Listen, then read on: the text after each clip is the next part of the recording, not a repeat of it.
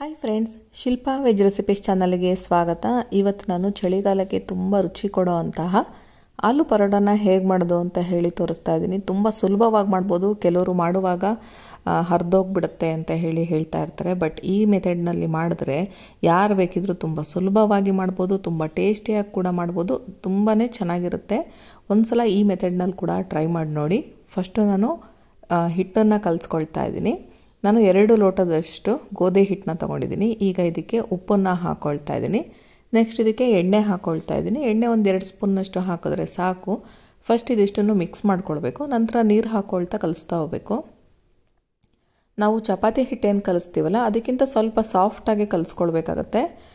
ಯಾಕಂದರೆ ನಾನಿಲ್ಲಿ ಮಾಡ್ತಾ ಇರೋವಂತಹ ಮೆಥಡು ಲಟ್ಟಿಸ್ಬಿಟ್ಟು ಮಾಡ್ತಾ ಇಲ್ಲ, ಹಾಗಾಗಿ ಲಟ್ಟಿಸ್ದೇ ಮಾಡೋವಂತಹ ಪರೋಟ ಇದು. ನಾವು ಲಟ್ಸಿ ಮಾಡಿದ್ರೆ ಕೆಲವು ಸಲ ಏನಾಗುತ್ತೆ, ನಾವೇನು ಫಿಲ್ ಮಾಡಿರ್ತೀವಲ್ಲ ಆ ಹೂರಣ ಹೊರಗೆ ಬಂದುಬಿಡುತ್ತೆ, ಆಮೇಲೆ ಪರೋಟ ಹರಿದೋಗುತ್ತೆ. ಹಾಗಾಗಿ ಲಟ್ಟಿಸ್ದೆ ತುಂಬ ಸುಲಭವಾಗಿ ಮಾಡೋ ಮೆಥಡ್ನಲ್ಲಿ ಇವತ್ತಿನ ವಿಡಿಯೋದಲ್ಲಿ ಶೇರ್ ಮಾಡ್ತಾ ಇದ್ದೀನಿ. ಪರೋಟ ಹಿಟ್ಟನ್ನು ಕಲಿಸುವಾಗ ಸ್ವಲ್ಪ ಸಾಫ್ಟಾಗಿ ಕಲಿಸ್ಕೊಳ್ಬೇಕು. ಚಪಾತಿಗಿಂತನೂ ಸ್ವಲ್ಪ ಸಾಫ್ಟಾಗಿ ಇರಬೇಕು. ಸ್ವಲ್ಪನೇ ನೀರು ಹಾಕ್ಕೊಳ್ತಾ ಕಲಿಸ್ತಾ ಹೋಗಬೇಕಾಗತ್ತೆ. ಈಗ ಹಿಟ್ಟು ಕಲಸಾಗಿದೆ. ಸ್ವಲ್ಪ ಹಿಟ್ಟನ್ನು ನಾದ್ಕೊಳ್ಬೇಕು ಸಾಫ್ಟ್ ಆಗೋದಕ್ಕೋಸ್ಕರ ಅಂತ. ಈಗ ಸ್ವಲ್ಪ ಇದಕ್ಕೆ ಎಣ್ಣೆ ಹಾಕ್ಕೊಳ್ತಾ ಇದ್ದೀನಿ. ಮತ್ತು ಒಂದು 2 ಸ್ಪೂನ್ನಷ್ಟು ಎಣ್ಣೆ ಹಾಕಿ ಮತ್ತು ಸ್ವಲ್ಪ ಚೆನ್ನಾಗಿ ನಾದ್ಕೊಂಡ್ರೆ ಸಾಫ್ಟಾಗಿ ಆಗುತ್ತೆ ಹಿಟ್ಟು. ಪರೋಟ ಮಾಡೋದಕ್ಕೆ ತುಂಬ ಈಸಿ ಆಗುತ್ತೆ. ಸ್ವಲ್ಪ ನಾದ್ಕೊಳ್ಬೇಕು. ಈಗ ಕಲಸಾಗಿದೆ. ಈಗ ಇದನ್ನು ಮುಚ್ಚಿಬಿಟ್ಟು ನಾನು ಒಂದು ಅರ್ಧ ಗಂಟೆ ರೆಸ್ಟ್ ಮಾಡೋಕ್ಕೆ ಇಡ್ತೀನಿ. ನೆಕ್ಸ್ಟ್ ಈಗ ಆಲೂಗಡ್ಡೆ ಬೇಯಿಸಿ ಇಟ್ಕೊಂಡಿದ್ದೀನಿ. ಒಂದು 6 ಆಲೂಗಡ್ಡೆನ ತೊಗೊಂಡಿದ್ದೀನಿ. ಫಸ್ಟ್ ಈಗ ಇದನ್ನು ತುರಿತಾ ಇದ್ದೀನಿ. ಸ್ವಲ್ಪ ಕೂಡ ಗಂಟಿಲ್ದಂಗೆ ನಾವು ಇದನ್ನು ತುರ್ಕೊಳ್ಬೇಕು ಮತ್ತು ಸ್ಮ್ಯಾಶ್ ಕೂಡ ಮಾಡ್ಕೊಳ್ಬೇಕು. ಬರೀ ಸ್ಮ್ಯಾಶರಲ್ಲೇ ಮಾಡಿದ್ರೂ ಕೂಡ ಆಗುತ್ತೆ. ತುರಿದ್ಬಿಟ್ಟು ಸ್ಮ್ಯಾಶ್ ಮಾಡಿದ್ರೆ ಸ್ವಲ್ಪ ಕೂಡ ಗಂಟಿರಲ್ಲ. ಹಾಗಾಗಿ ನಾವು ಆಲೂಗಡ್ಡೆನ ಕಂಪ್ಲೀಟಾಗಿ ಸ್ಮ್ಯಾಶ್ ಮಾಡಬೇಕು. ಒಳ್ಳೆ ಹಿಟ್ಟು ಥರ ಅನ್ನಿಸ್ಬೇಕು. ಆ ರೀತಿ ಮಾಡಿಕೊಂಡ್ರೆ ಪರೋಟ ಮಾಡುವಾಗ ತುಂಬ ಸುಲಭ ಆಗುತ್ತೆ. ಈಗ ತುರಿದಿದ್ದೆಲ್ಲ ಆಯಿತು. ನೆಕ್ಸ್ಟ್ ಈಗ ಸ್ಮ್ಯಾಶರಲ್ಲಿ ಸ್ಮ್ಯಾಶ್ ಮಾಡ್ಕೊಳ್ತಾ ಇದ್ದೀನಿ. ಸ್ಮ್ಯಾಶರ್ ಇಲ್ಲ ಅನ್ನೋರು ಕೈಯಲ್ಲೇ ಕೂಡ ಮಾಡ್ಕೊಳ್ಬೋದು. ಯಾಕಂದರೆ ಆಲ್ರೆಡಿ ತುರಿದಿರೋದ್ರಿಂದ ಚೆನ್ನಾಗಿ ಅದು ಗಂಟಿಲ್ದಂಗೆ ಆಗಿರುತ್ತೆ. ಆದರೂ ಕೂಡ ಒಂದ್ಸಲ ನಾನು ಸ್ಮ್ಯಾಶರಲ್ಲಿ ಕೂಡ ಸ್ವಲ್ಪ ಸ್ಮ್ಯಾಶ್ ಮಾಡ್ಕೊಳ್ತಾ ಇದ್ದೀನಿ. ತುಂಬ ವೆರೈಟೀಸ್ ಪರೋಟ ಮಾಡ್ಬೋದು. ಬಟ್ ಆಲೂಗಡ್ಡೆ ಪರೋಟದಷ್ಟು ಟೇಸ್ಟ್ ಬೇರೆ ಯಾವ ಪರೋಟ ಕೂಡ ಕೊಡೋದಿಲ್ಲ. ತುಂಬ ರುಚಿ ಕೊಡೋವಂತಹ ಪರೋಟ ಅಂದರೆ ಆಲೂಗಡ್ಡೆದೆ. ಅದರಲ್ಲೂ ಇದನ್ನು ಮಳೆಗಾಲದಲ್ಲಿ ಚಳಿಗಾಲದಲ್ಲಿ ಮಾಡ್ಕೊಂಡು ತಿಂದರೆ ತುಂಬ ರುಚಿಯಾಗೂ ಇರುತ್ತೆ. ಈಗ ಚೆನ್ನಾಗಿ ಸ್ಮ್ಯಾಶ್ ಆಗಿದೆ. ಈಗ ನೀಟಾಗಿ ಒಂದ್ಸಲ ಕಲಿಸ್ಕೊಳ್ತಾ ಇದ್ದೀನಿ. ನೆಕ್ಸ್ಟ್ ಈಗ ಒಂದೊಂದೇ ಐಟಮ್ಸ್ ಹಾಕ್ಕೊಳ್ತಾ ಹೋಗಬೇಕು. ನಾವು ಈರುಳ್ಳಿನ ಹಾಕ್ಕೊಳ್ತಾ ಇದ್ದೀವಿ. ಈರುಳ್ಳಿ ಎಷ್ಟಾಗುತ್ತೋ ಅಷ್ಟು ಸಣ್ಣದಾಗಿ ಕಟ್ ಮಾಡ್ಕೊಳ್ಬೇಕು. ಸಣ್ಣದಾಗಿ ಕಟ್ ಮಾಡ್ಕೊಂಡಿರುವಂತಹ ಈರುಳ್ಳಿ ಹಾಕಿದ್ದೀನಿ. ನೆಕ್ಸ್ಟು ಹಸಿಮೆಣಸಿನ್ಕಾಯಿನೂ ಅಷ್ಟೇ ಹಾಕ್ಕೊಳ್ತಾ ಇದ್ದೀನಿ. ಪೇಸ್ಟ್ ಆದರೂ ಹಾಕ್ಕೊಳ್ಬೋದು. ನೆಕ್ಸ್ಟು ಶುಂಠಿ ಬೆಳ್ಳುಳ್ಳಿ ಪೇಸ್ಟ್ ಹಾಕ್ಕೊಳ್ತಾ ಇದ್ದೀನಿ, ಮನೆಯಲ್ಲೇ ತುರಿದಿಟ್ಕೊಂಡಿರೋವಂಥದ್ದು. ನೆಕ್ಸ್ಟು ಕೊತ್ತಂಬರಿ ಸೊಪ್ಪನ್ನ ಹಾಕ್ಕೊಳ್ತಾ ಇದ್ದೀನಿ. ನೆಕ್ಸ್ಟು ರುಚಿಗೆ ತಕ್ಕಷ್ಟು ಉಪ್ಪು ಹಾಕಿದ್ದೀನಿ, ಅರಿಶಿನ ಹಾಕಿದ್ದೀನಿ. ನೆಕ್ಸ್ಟು ಜೀರಿಗೆ ಪುಡಿ ಮತ್ತು ಸ್ವಲ್ಪ ಧನಿಯಾ ಪುಡಿ ಹಾಕ್ಕೊಳ್ತಾ ಇದ್ದೀನಿ. ನೆಕ್ಸ್ಟು ಖಾರದ ಪುಡಿ ಹಾಕಿದ್ದೀನಿ. ನೆಕ್ಸ್ಟು ಇಂಗನ್ನು ಕೂಡ ಹಾಕ್ಕೊಳ್ತಾ ಇದ್ದೀನಿ. ನೆಕ್ಸ್ಟ್ ಈಗ ಇದಕ್ಕೆ ಗರಂ ಮಸಾಲ ಹಾಕ್ಕೊಳ್ತಾ ಇದ್ದೀನಿ. ಒಂದು ಅರ್ಧ ಸ್ಪೂನ್ನಷ್ಟು ಗರಂ ಮಸಾಲ ಹಾಕಿದ್ರೆ ಸಾಕು. ನಿಂಬೆ ರಸನ ಹಾಕ್ಕೊಳ್ತಾ ಇದ್ದೀನಿ. ಒಂದು ಅರ್ಧ ಹೋಳಿಗೆಯಷ್ಟು ನಿಂಬೆ ರಸ ಹಾಕಿದ್ರೆ ಸಾಕು. ನೆಕ್ಸ್ಟು ನಾನು ಕಸೂರಿ ಮೇಥಿನ ಸ್ವಲ್ಪ ಈ ಥರ ಕ್ರಷ್ ಮಾಡಿ ಹಾಕ್ಕೊಳ್ತಾ ಇದ್ದೀನಿ. ಇದ್ರ ಬದಲಿಗೆ ಮೆಂತ್ಯ ಸೊಪ್ಪನ್ನು ಕೂಡ ಸಣ್ಣದಾಗಿ ಕಟ್ ಮಾಡಿ ಹಾಕ್ಕೊಳ್ಬೋದು. ಕಸೂರಿ ಮೇಥಿ ಹಾಕಿದ್ರೆ ಫ್ಲೇವರ್ ಚೆನ್ನಾಗಿರುತ್ತೆ. ಮಿಕ್ಸ್ ಮಾಡದೆ ಹಾಕಿ. ನೆಕ್ಸ್ಟ್ ಇದಿಷ್ಟನ್ನು ಹಾಕಿದ್ಮೇಲೆ ಮಿಕ್ಸ್ ಮಾಡ್ಕೊಳ್ಬೇಕು. ಚೆನ್ನಾಗಿ ಮಿಕ್ಸ್ ಮಾಡ್ಕೊಳ್ಬೇಕು. ಉಪ್ಪು ಖಾರ ಎಲ್ಲ ಹೊಂದ್ಕೊಳ್ಬೇಕು ಚೆನ್ನಾಗಿ ಆಲೂಗಡ್ಡೆ ಜೊತೆ. ಈಗ ಚೆನ್ನಾಗಿ ಕಲಸಾಗಿದೆ. ಈಗ ಉಂಡೆ ಮಾಡ್ಕೊಳ್ತಾ ಇದ್ದೀನಿ.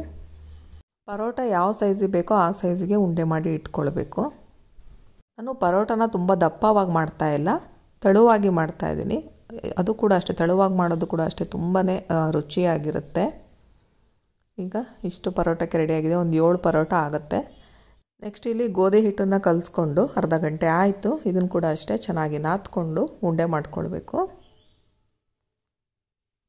ನೋಡ್ತಾ ಇರ್ಬೋದು ತುಂಬಾ ಸಾಫ್ಟಾಗಿ ಹಿಟ್ಟು ಕಲಿಸಿದ್ದೀವಿ.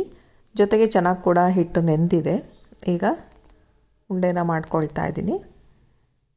ನೆಕ್ಸ್ಟ್ ನಾನಿಲ್ಲಿ ಹೋಳಿಗೆ ಶೀಟ್ನ ತೊಗೊಂಡಿದ್ದೀನಿ. ಈ ಹೋಳಿಗೆ ಎಲ್ಲ ಮಾಡ್ತಾರಲ್ಲ, ಫೈಬರ್ ಶೀಟ್ ಬರುತ್ತೆ. ರೊಟ್ಟಿ ಮಾಡೋದಕ್ಕೆ, ಹೋಳಿಗೆ ಮಾಡೋದಕ್ಕೆ ಇದು ತುಂಬ ಸುಲಭವಾಗಿ ಮಾಡ್ಕೊಳ್ಬೋದು. ಹಾಗಾಗಿ ಇಲ್ಲಾಂದರೆ 1 ಲೀಟ್ರ್ ಎಣ್ಣೆ ಪ್ಯಾಕೆಟ್ ಬರುತ್ತಲ್ಲ, ಅದನ್ನು ಕೂಡ ಕಟ್ ಮಾಡಿಕೊಂಡು ಅದನ್ನು ಕೂಡ ಬಳಸ್ಕೊಳ್ಬೋದು. ಈಗ ಏನು ನಾನು ಗೋಧಿ ಹಿಟ್ಟನ್ನು ಕಲಿಸ್ಕೊಂಡಿದ್ದೆ ಅದನ್ನು ಫಸ್ಟು ಈ ಥರ ಪ್ರೆಸ್ ಮಾಡ್ಕೊಳ್ತಾ ಇದ್ದೀನಿ. ಒಂದು ಪೂರಿ ಸೈಜಷ್ಟು ಪ್ರೆಸ್ ಮಾಡ್ಕೊಳ್ಬೇಕು ಫಸ್ಟು. ಆಮೇಲೆ ನಾನೇನು ಆಲೂಗಡ್ಡೆ ಕಲಿಸಿದ್ನಲ್ಲ ಹೂರಣ ಅದನ್ನು ಇದರೊಳಗಡೆ ಇಟ್ಬಿಟ್ಟು ಈ ರೀತಿ ಕಂಪ್ಲೀಟ್ ಕವರ್ ಮಾಡ್ಕೊಳ್ಬೇಕು. ಈಗ ಇದನ್ನು ಉಲ್ಟಾ ತಿರುಗಿಸ್ಬಿಟ್ಟು ಮತ್ತೆ ಹಿಂಗೆ ಪ್ರೆಸ್ ಮಾಡ್ಕೊಳ್ತಾ ಹೋಗಬೇಕು. ನಿಮಗೆ ಪ್ರೆಸ್ ಮಾಡ್ಕೊಳ್ಳೋದಕ್ಕೆ ಕಷ್ಟ ಆಗುತ್ತೆ ಅಂದರೆ ಸ್ವಲ್ಪ ಎಣ್ಣೆ ಕೂಡ ಮೇಲೆ ಹಾಕ್ಕೊಂಡು ಈ ಥರ ಪ್ರೆಸ್ ಮಾಡ್ಕೊಳ್ತಾ ಹೋಗ್ಬೋದು. ನಾವು ಫೈಬರ್ ಶೀಟ್ ಯೂಸ್ ಮಾಡಿದ್ರೆ ಹಂಚಿನ ಮೇಲೆ ಡೈರೆಕ್ಟಾಗಿ ಹಾಕಿ ತೆಗಿಬೋದು. ನೀವು ಎಣ್ಣೆ ಪ್ಯಾಕೆಟ್ ಏನಾದರೂ ಬಳಸ್ತೀರಾ ಅನ್ನೋದಾದರೆ ಕೈಯಲ್ಲೇ ಪರೋಟನ ತೆಗೆದುಬಿಟ್ಟು ಹಂಚ ಮೇಲೆ ಹಾಕಬೇಕಾಗತ್ತೆ.